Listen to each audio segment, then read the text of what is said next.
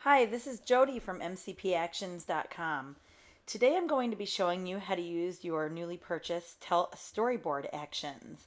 These are a series of storyboards and collages that will be built in the click of a button. The first thing you're going to want to do is load your actions into Photoshop. I do have a tutorial on my blog on how to load actions in. I also will cover this in the PDF file that was included with your actions.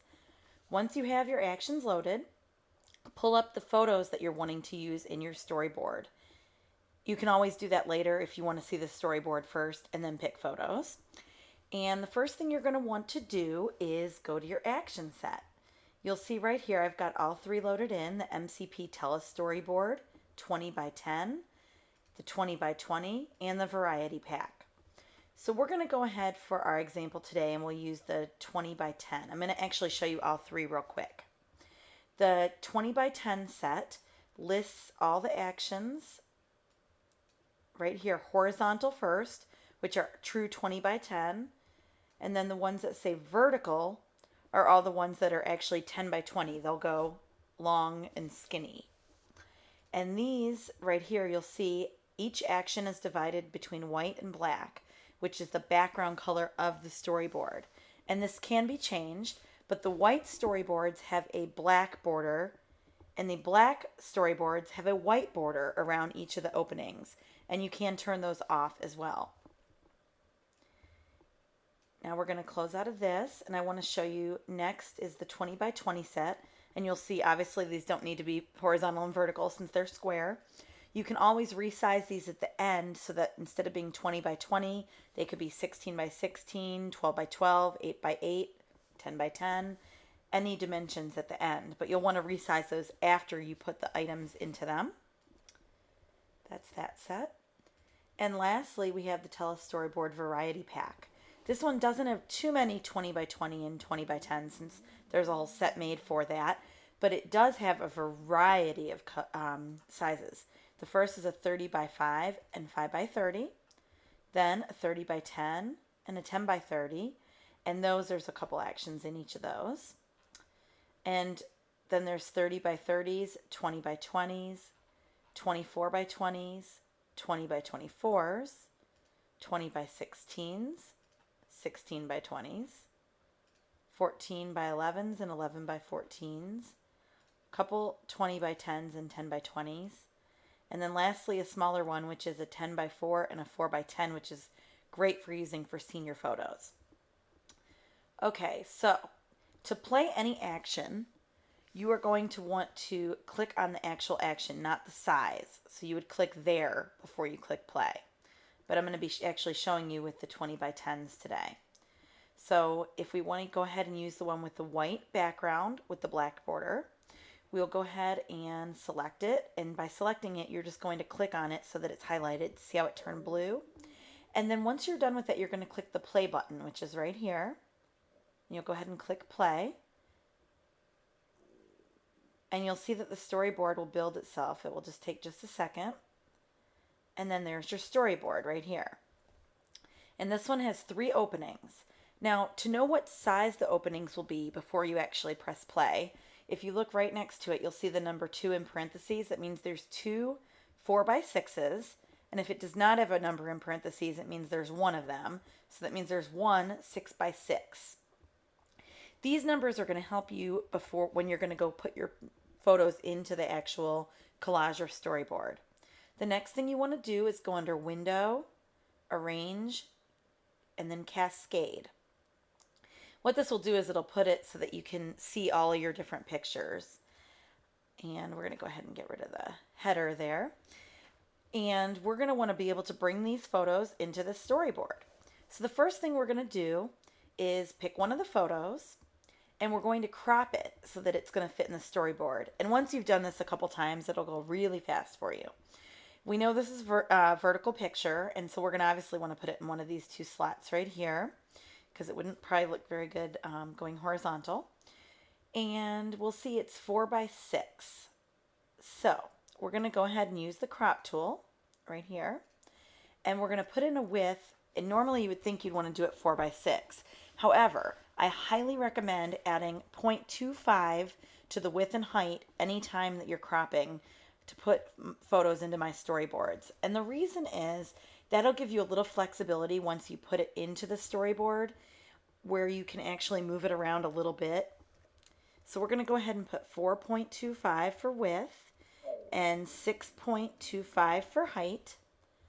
And you want 300 as your resolution since these are all built as high-res files. So we'll go ahead and crop it, and you'll see it pretty much was that size to begin with. But you could actually come in here and drag the handles if you want to crop in a little closer, like that. And once you're done, you want to click this check mark up here. You're going to click the check mark, and it will actually crop it to that exact size. Next, you're going to use the Move tool, which is right here in your side toolbar. Once you're using the Move tool, you're going to hold down, left click on your photo, and you're going to be dragging it into the photo. You're just going to hold your left mouse button down and drag it, and you'll see the cursor turns into an arrow with a little plus sign. Once you've got it as an arrow with a plus sign, let go. Once it's in there, you can then drag it around, and you'll see why I added the little bit extra, so I would have room to move it around a little bit. And now we've got it into the storyboard. If you've accidentally touched the storyboard before importing pictures, by default they will go underneath the way I've designed it, where it says photos go below here when you start dragging. However, if you've touched some of these layers and you say touch that one first, it will then go above the photos go below here. Just to demonstrate that real quick, I'll move it up. If I do that, you'll see it's not under the storyboard anymore. If that happens, select layer 1 where it is highlighted blue, left click and drag it under where it says photos go below here, and then reposition. You could actually, if you decide you want it on the left, you can actually move it there. So you're using this Move tool the whole time. So you can watch sliding it around. Also, to make your life a little bit easier, you can actually come in here where it says View and make sure the word Snap is checked, and it will help it snap right to the grids. You don't have to do that, but it will ensure that it stays within those boundaries when it moves. Okay, next photo. Let's go ahead and we'll make this one a square for the purposes of our demonstration. To make it a square, we're going to go ahead and come in here, and we see it says 6 by 6. So we want to do 6.25. We're going to always add that 0.25 on by 6.25 at 300 resolution.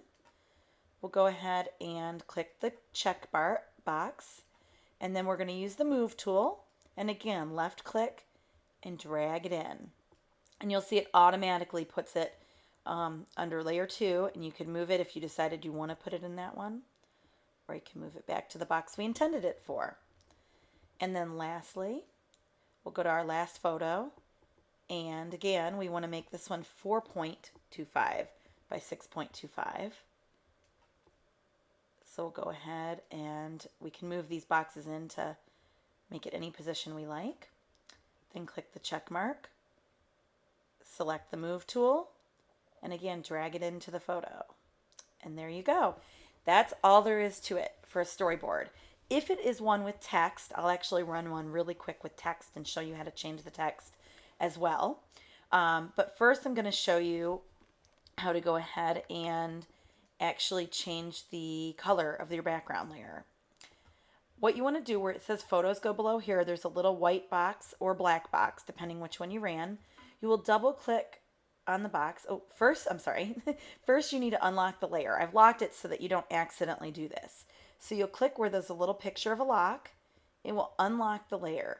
Then you will double click on the white box or black box, and you can select any color for your background. You could also take your dropper down into the photo, and say we wanted the background to match her turquoise on her shirt. We would just click on the shirt in the photo, and you would have a turquoise photo. Once you've selected your color, either through the color picker main area or through the dropper, or you can put in your RGB numbers or web numbers if you know those, then you would click OK.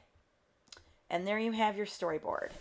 One last thing is the text. So we'll go ahead and run one with text real quick. So I'm going to press play. and it's running through right now. Takes just a second to run, especially for some of the bigger ones. This one has a lot of openings. You'll see it says your text here.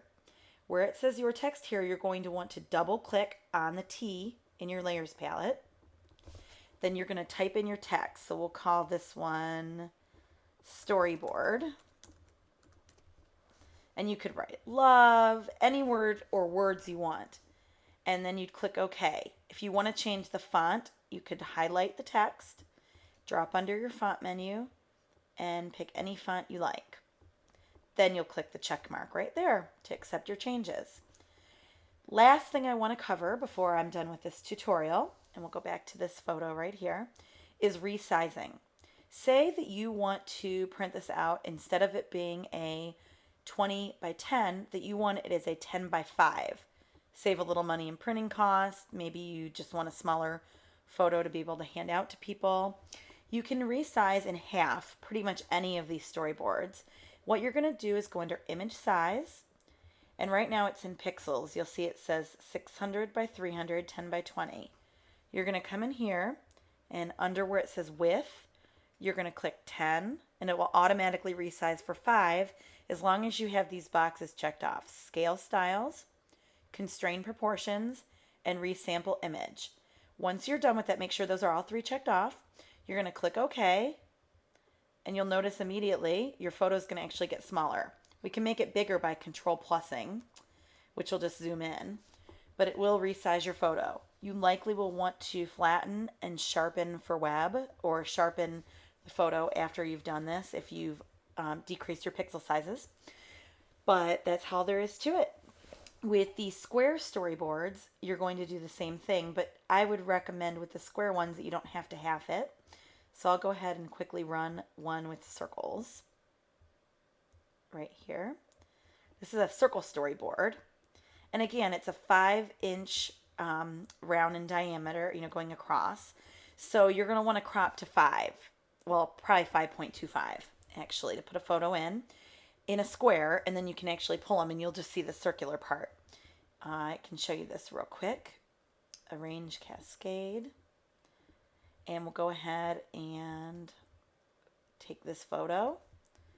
We'll use the crop tool here, and we'll crop it 5.25 by 5.25. And we'll go ahead like that. Click the check mark. Use the move tool to drag it in, and you'll see it fits right into the circle right there. Now, this is designed as a 20 by 20, and if you come up under image size, you can actually punch any dimensions in here and it will make it square. I wouldn't recommend going up in size, but you could do a 20 by 20 as it's designed, 16 by 16, 12 by 12, 10 by 10, 8 by 8. Once you're done, you'll click OK. That's really all there is to using these storyboards. When you're done, you probably will want to go ahead and flatten the storyboard and save it. And to save it, you'll just go under File, Save As, and name your file. Thank you so much for watching my video tutorial today. Hopefully you learned a lot. Please visit me at mcpactions.com. If you have any questions, please email me. Thank you.